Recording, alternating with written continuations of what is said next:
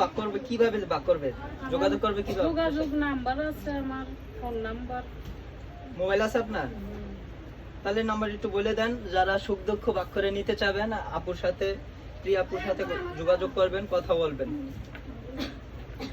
নাম্বারটা 018 018 125 125 032 032 54। 54।